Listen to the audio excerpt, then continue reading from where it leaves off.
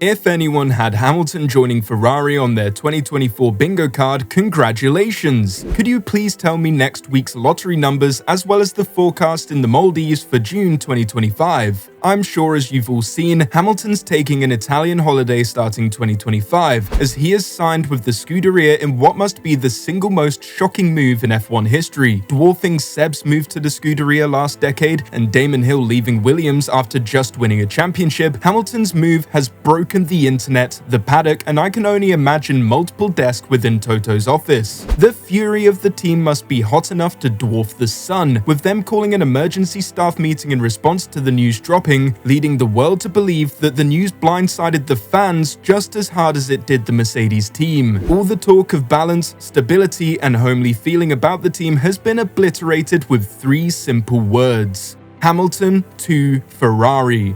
Want to know what happens next? The deal is a year away from taking effect, and we think that if Ricciardo's last season at Renault was uncomfortable, then this season will be straight up excruciating. And stick around as we uncover the response from the world on the day the paddock stood still.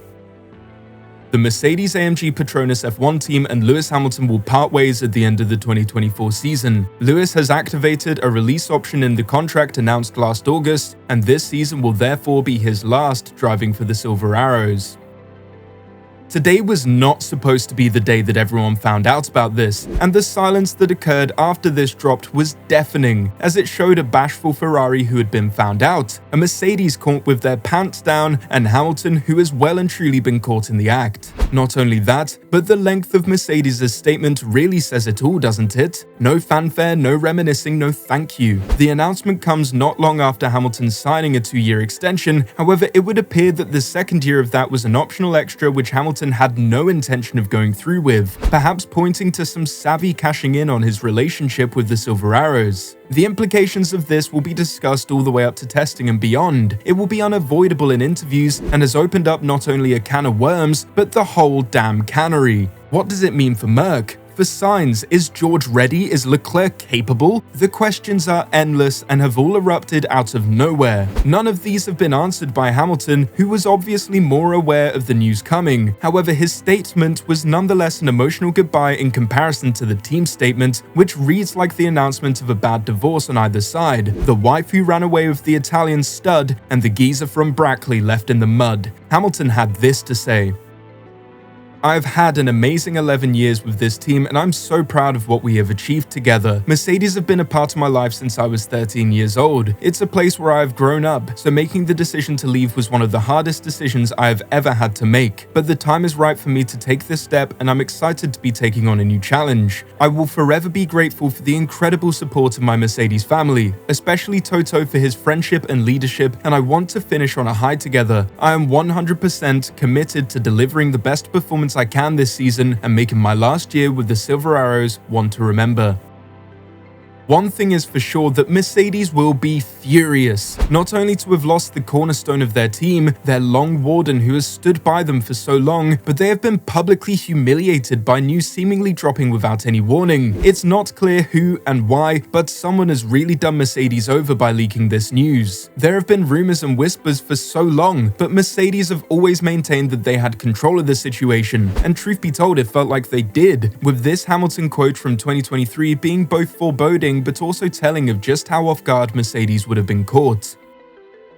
I'd be lying if I'd said I'd never thought about ending my career anywhere else. I started at McLaren. I'd like to think I'll always be a part of the McLaren family. I started there when I was 13 years old, so I thought about what it would look like if I was at McLaren one day. I thought about and watched the Ferrari drivers on the screens at the track, and of course you wonder what it would be like to be in red, but then I go to my team, to Mercedes, and this is my home. I'm happy where I am. I haven't signed a contract yet, but we are working on one.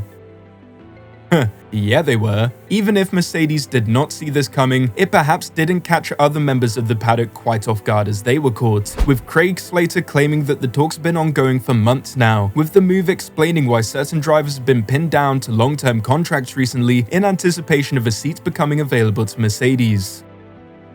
What I think is worth mentioning here is this explains why McLaren signed up Lando Norris to a longer-term deal a couple of weeks ago, and why Ferrari signed up Leclerc as well. Ferrari, as soon as they knew they were getting Hamilton, and I understand this courtship has been going on for several months, it's not a new thing. The other teams have been aware their prize assets might be a target for Mercedes. If you cast your mind back to last week, we were discussing the fact that Ferrari were unwilling to offer Sainz any more than one-year contract extensions. All of a sudden, painted in the light of today's revelations, Ferrari's coy approach to Sainz's contract makes a hell of a lot more sense, and the skeptics of the paddock assuming that there was more going on have been proven absolutely correct. Penny for Sainz's thoughts, as the betrayal that Mercedes will be feeling have got to be condensed down into his experience too, with him stating over and over again that the be-all and end-all for him was to be at Ferrari for a long time to come. The move leaves both Sainz and Mercedes in a tough spot, with both futures now cast into the abyss and massively insecure. So much for all that stability that James Allison was on about a few weeks ago. So what are the issues that Mercedes will now have to deal with, and what are the chances they'll come through unscathed? Obviously, first and foremost is the doubt that this sows about the entire Mercedes project moving forwards. Hamilton will have seen under the hood and is clearly not convinced that the team is the place he can win championships anymore, or rather Ferrari is a more likely prospect. The departure completely counters the stability professed by the team recently and could potentially herald a further downward spiral for the previously dominant team. However, this is all quite a dramatic outlook, as even if they have a terrible couple of years ahead, the engine reset bodes well for the team, with them demonstrating at the dawn of the V6 turbo hybrid era that if there's one thing they can handle, it's the terms of the 2026 engine regulations. So perhaps the short-term pain that Hamilton foresaw doesn't mean that the team is entirely screwed moving forwards, just Hamilton's career lifespan perhaps does not align with the team's championship prospects within the coming years. More pressingly, however, is them losing their lead driver and the effects this will have on track. It forces George Russell up into the #1 spot, which it is clear he's been vying for ever since he first sat in a Mercedes back in Scuderia 2020. However, there are valid questions around his capabilities on track. The Russell overtake has been memed into the ground, as he is nowhere near as clean or clinical as his counterparts at the top of the field. But outside of some questionable overtake attempts, will George Russell be ready to take the mantle of the #1 seat? Well, Martin Brundle seems to think so, as he had this to say. He'll be thinking, that's good, I'm the top man here unquestionably now. George is ready to pick up the mantle at Mercedes-Benz, there's no doubt about that at all. And he's measured himself against statistically and arguably the greatest Formula 1 driver of all time. There's a debate that we can have all afternoon, back to Fangio and Moss, but George has measured himself against Lewis and been incredibly strong, very equal. If Mercedes have got a championship-winning car this year, who would win? Would it be George or Lewis? I think it would be really close. That's the level that George is at now. So obviously Mercedes won't be left completely toothless, especially considering Russell is the driver with the most recent win and has come closer to it on more occasions during the Mercedes dark age. However, Russell stepping up won't necessarily be the issue, rather it's the implications of him moving out of that #2 seat. No matter how it's spun, Mercedes will be weaker for this. It does not matter who you put in the car to replace him, Hamilton was foundational to Mercedes' success over the past decade. The lineup will be weaker regardless of how high you may hold up Russell, even if you were to bring in someone with equal talent to Hamilton just due to the fact that he was so deeply integrated into all aspects of how the team operates. However, the team will try nonetheless to negate the impact of his departure as much as they possibly can. Craig Slater has his thoughts, however we think there may well be a name missing in all of this. It's hard to see who Mercedes promote. Probably good news for George Russell, he'll become #1 within the team. Frederick Vesti is their junior driver, he's not ready for Formula 1. They've got Mick Schumacher as their reserve driver who didn't have a great start to his F1 career. Might he be a stopgap? Alex Albon to me might be the heavyweight signing to replace Hamilton.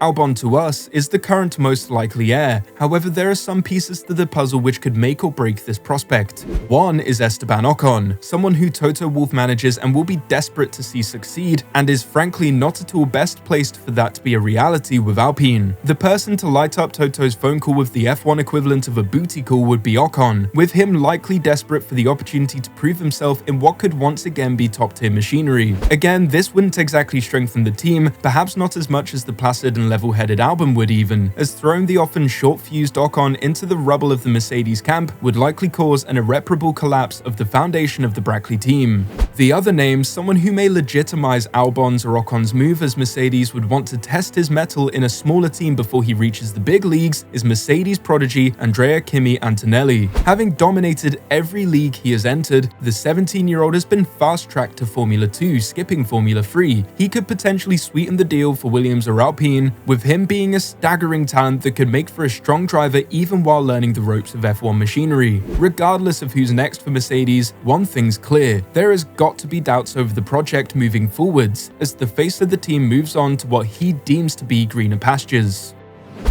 Someone in green looking for better pastures is Fernando Alonso, but perhaps that's a conversation best left for another day.